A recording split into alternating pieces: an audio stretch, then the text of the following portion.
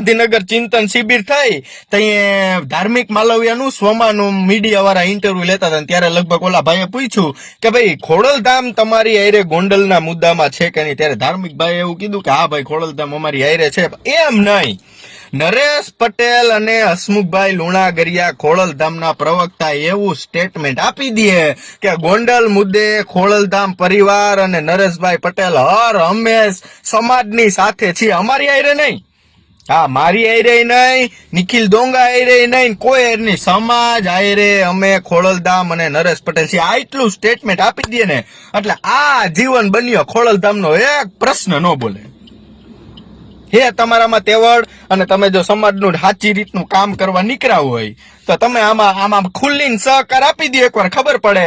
નકર આ તો ઓના જેવું થાય, જયરાજ નરેશભાઈ ના રહોડામાં આટા મારે, નરેશભાઈ જયરાજભાઈ ના રહોડામાં આટા મારે, તો આ કેવત સાચી પડે ને. તમારે ન્યા કનેક્શન ન હોય, તમારે પાટીદાર સમાજને સપોર્ટ કરવો હોય તો ખુલ્લીને એક નિવેદન આપી દો કે ગોંડલ વાળા મુદ્દામાં નરેશ પટેલ અને ખોડલધામ પરિવાર અમે તમારી સાથે છીએ, એટલે કામ પૂરું.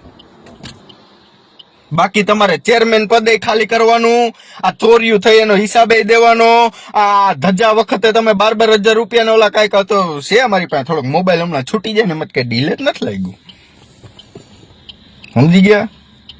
પછી તમે પૂછો તમને કેમ છે અમારી ના, અમને હારું જ છે, અમારી વાહે અમારી માતા બેઠી, નિખિલ ડોંગા નહીં.